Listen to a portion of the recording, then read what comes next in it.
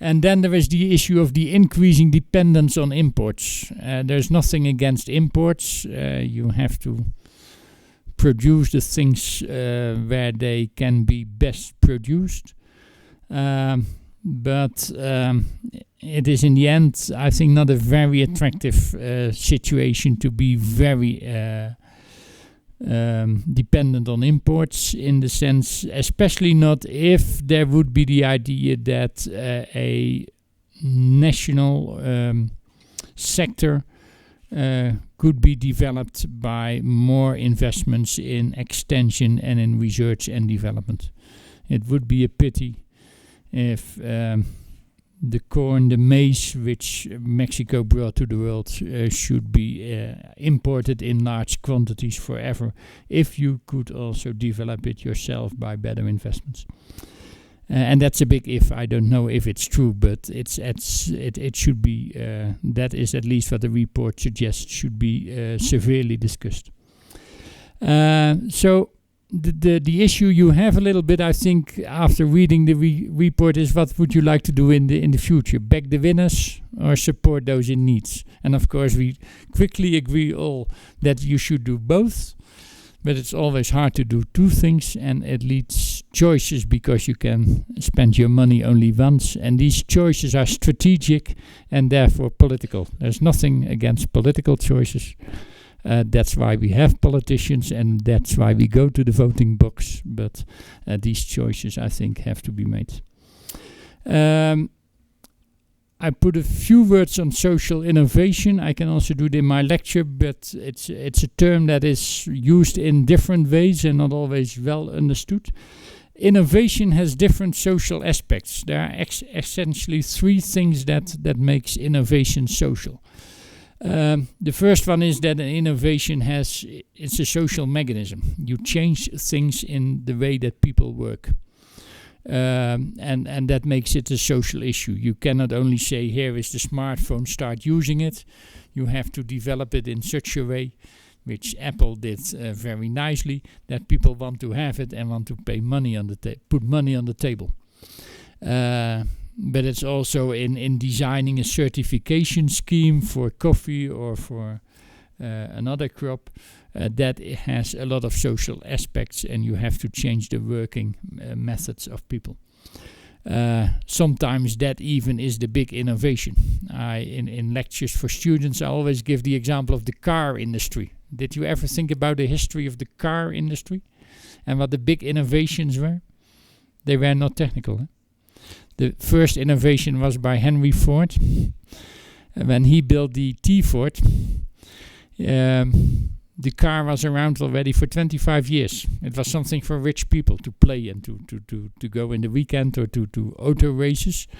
And Henry Ford famously went to a slaughterhouse. It's an agricultural invention. He went to a slaughterhouse and he said, if this is the way that you can take pigs and cattle into parts, you can run it the other way and put the parts together and fix an automobile. That was his idea.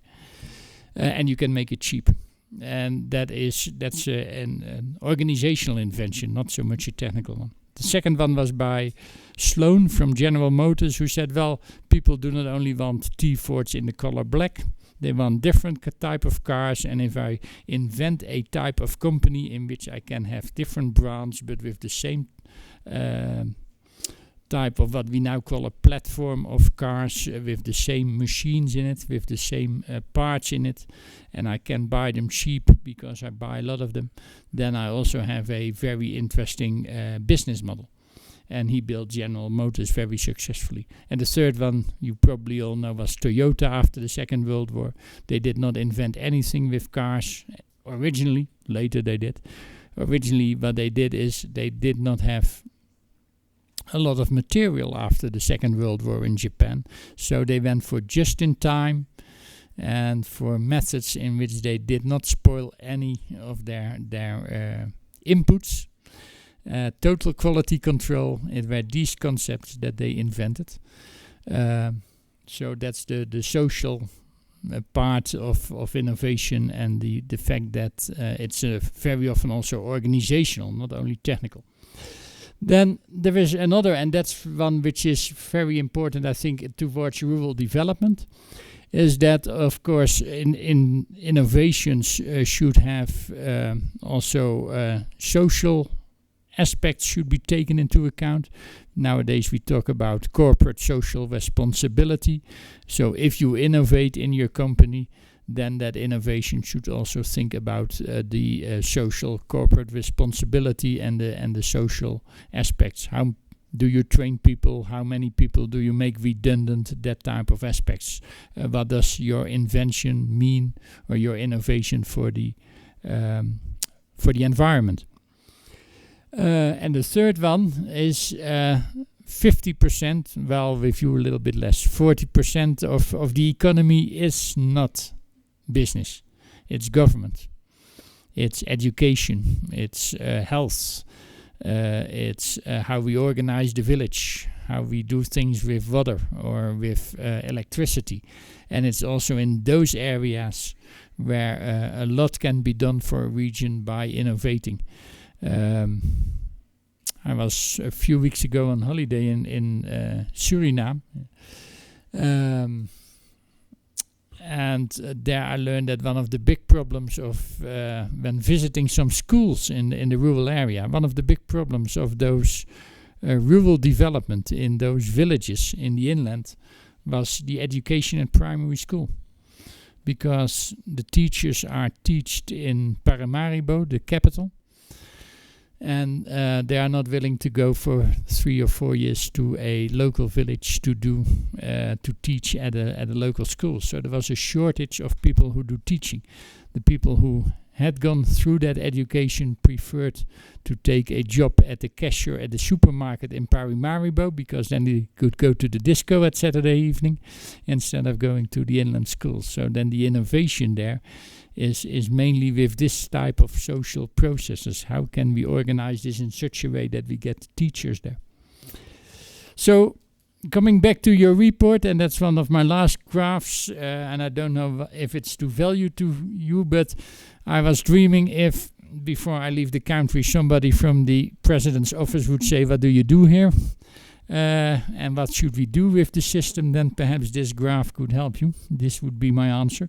I think the main issue here, if you look to the chain of classical chain of research to outreach to business, then the report clearly signal a very big problem of interaction, even in the classical technology transfer. So my idea, what we have in the Netherlands is very often 4, or your country likes, I think, 5 year or even 7 year, but that's quite long, 4 or 5 year joint programs. And I would say you only get a program on innovation if you combine research, outreach and some farm businesses, and do that together. Do them for 5 years, because you can't do a lot for 1 year. That's one of the conclusions of the report. And make them competitive. I'm not saying that all institutes have to compete with each other, but at least you have to make a choice. Do you put your money in a program on water and irrigation, or do you put it on higher yields or in GMOs or whatever? Do you put them in avocados or coffee or maize? So that's the competition, and somebody has to decide on that. But perhaps you could design 4 or 5 year research programs that have to include outreach and practical businesses. It does not work for everything. There are, if you would like to do something in GMO research in the lab, you don't do that with farmers and outreach. If you would like to make something very special in machinery, then you probably do that in a technical university. I call that basic research. It's not only basic, it could be applied. But in our experience, well, at least 50-60% of the research that you do has to reach the farm at some point. And some farmers will have an idea on how they have to use it, and they will have practical problems. And you have to do the testing of the things you invent anyway. So if you cannot convince some leading farmers and some people in extension that what you do is of interest for them in 3 or 4 or 5 years' time, and to spend a few months, a few weeks, no, not even weeks, only a few days on that, in discussing with you your results, then you probably don't have a good research proposal. I'm sorry. So in that sense, I think that you can make combinations between research, outreach, and business. And of course, for some of the social issues like I discussed in education, you don't need a lot of research, so there you need other programs. But I focus for the moment on these joint programs. Actually, in the Netherlands, we now do them, we call them our top sector approach, because we have moved them into public-private partnership, and there the commodity boards or the cooperatives also have to pay, otherwise such a program proposal has a disadvantage. Then you have to program, of course, these programs. You can say everything that you propose is welcome, and then we hand our money, but sooner or later you have to program and make decisions. You can do that together if you wish, but if you say we stay alone and SNIT is doing something and Produce Foundation is doing something, that's fine. But it would be nice if you agree on that structure and everybody programs in the same way. And then, of course, the ministry or those who are responsible for research and outreach should incentivize the institutes. I mean, if the research institute say, well, our only reason to exist is to publish papers, and that is what we do, and we will stay in business whatever you do with your programs, then you have a problem. And the same for outreach. So the way in which the institutes are financed, or at least as the way they are their performance is measured, should reflect a little bit, of course, that they take into account or take up this idea of these joint programs. Because if they are so autonomous that they can go their own way, well, then you don't have a system. Then you have people who do something on their own. In conclusion, congratulations with the work done for the authors, and also for the Innovagro for advocating this or making this possible with their methodology. I think that follow-up studies are possible on cases, on incentives, on social innovation, on the functions of the innovation system, on future scenarios. How would the system look like if the country chooses for scenario A or B in doing more on the environment, or doing less, or making a choice for export crops instead of home crops, whatever you wish. So there's work to be done also perhaps in the next 5 weeks on these cases. I hope it inspires you. Be aware that innovation is not only technology or technology transfer. And I think that the major problems have been identified in the study. So a different way of programming can perhaps help and should be a big issue in the discussion between the different institutions and the ministries in the, let's say, next year. I thank you for your attention.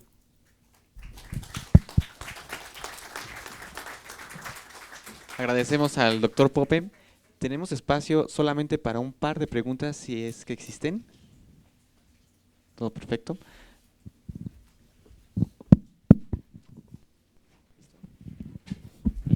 Bueno, pues entonces, una pregunta por allá.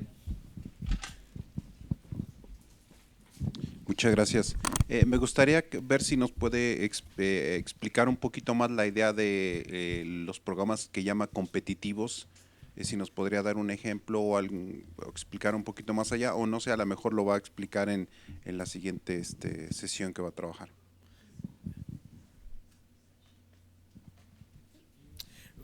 Bueno, se refiere a cosas a las que estamos muy acostumbrados en México, ¿no? Competitivos es, ahí hay un programa y tú postulas y ganan gana los recursos el que presenta mejores propuestas, ¿no? Que son los fondos competidos que tenemos aquí en CONACYT, en Secretaría de Economía, el Fondo Sectorial de la SAGARPA, los fondos mixtos, lo mismo las convocatorias de las fundaciones producen, ¿no? Son fondos competitivos porque compites por ellos, ¿no?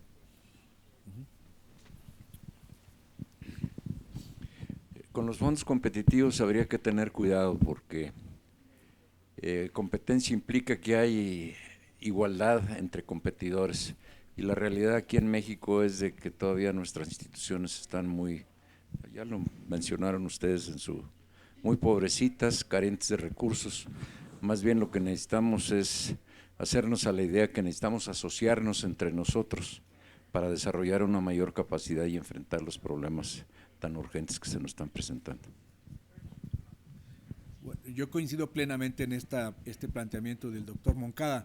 En México por mucho tiempo, y ustedes lo recordarán en los 90s, con esto de los posgrados de excelencia y todo esto, era la estrategia de picking the winners, ¿no? O sea, vamos sobre los ganadores, pero what about the losers, ¿no? O sea, ¿qué pasa con los que no tienen eso? Y eso de alguna manera ha sido una influencia en este estado de las cosas que prevalece en este momento con instituciones, regiones, estados, municipios que tendrían muy poca probabilidad de ganar en esas competencias, ¿no? Entonces tal vez matizar el asunto y tener diferentes tipos de instrumento puede ser una buena idea. Vamos a dar las últimas dos porque estamos sobre el tiempo, ¿verdad? Sí. Gracias.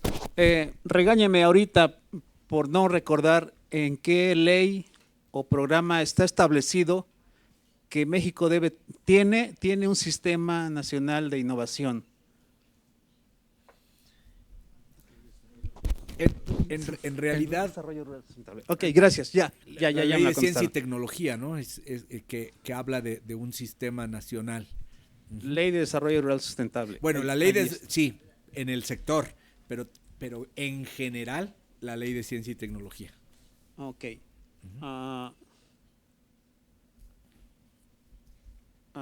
Es todo, gracias. ¿Cuál es la postura del gobierno mexicano ante este diagnóstico? Sí, ¿ya ha habido alguna postura del gobierno mexicano, por lo menos del sector que atiende nuestra SAGARPA, pues? Respecto al diagnóstico per se, Sí, o las conclusiones del diagnóstico, pues. De hecho no la hay porque ustedes son los primeros que lo han conocido. ¿Sí? Excelente. Digamos, este es el lanzamiento público de este documento. Tenemos una versión en español, tenemos una versión en inglés, un documento de 200 páginas, ¿no? Y ahora estamos con Leticia Deschamps y el IICA y la red Innovagro, etcétera, acordando la mejor modalidad de difusión de los resultados, ¿no? Pero pues espera obviamente a diferentes niveles este tipo de reacción, ¿no? Exactamente, sí. Bueno, la última Sí, época. bueno, nada más un comentario sobre los papers, ¿verdad? Es que de repente como que queda en el aire el ambiente de que pues no hay que publicar más, y yo creo que no, sí tiene que hacerse, ¿verdad? Las revistas tienen su función, se valida el conocimiento generado. Yo lo que creo es que las instituciones, sobre todo las de educación, tienen que fortalecer, tienen que estimular más, buscar, innovarse precisamente, los estímulos para los investigadores, que el investigador no nada más genere escritos, sino también se involucre con el sector productivo, con los campesinos. Yo creo que hay esfuerzos, aunque a veces son aislados, en cada institución, como en la Narro, como en Chapingo, el colegio, hay gente que está haciendo eso, y en otras instituciones seguramente. Lo que pienso es que sí, las instituciones tenían que apoyar más esto. Sí, no quisiera que se malinterpreten las cosas que hemos dicho acá. No estamos peleados con la publicación. El punto es que no solamente haya de eso, ¿no? Yo les citaba, ¿no?, en la revisión de 10 años, más de 10,000 artículos publicados, lo cual hasta me siento orgulloso, ¿no?, que nuestros investigadores del sector hayan publicado más de 10,000 artículos. Entre agronomía, ciencias biológicas, veterinaria, acuacultura, etcétera. Son más de 10,000 artículos, además en revistas de a de veras, ¿eh? Dices, pero bueno, menos de 30 solicitudes de patente. Bueno, pero son agricultores, ¿no? Son del área de agricultura. Derechos de obtentor son como 200 solicitudes de derechos de obtentor, que son las variedades, ¿no? Y dices, bueno, y de esas 200 la mayoría son de INIFAP. Entonces, ¿dónde están las otras instituciones? Tenemos los ITAS, las universidades que tienen áreas, no solamente agricultura, pensemos que es el sector agroalimentario. Entonces, dices, no es que a partir de mañana dejemos de publicar, eso sería un error terrible. No, es cómo balanceamos el tipo de resultados que generamos del trabajo que se hace en nuestras instituciones. Bien, pues vamos a hacer un receso y regresamos para la conferencia magistral.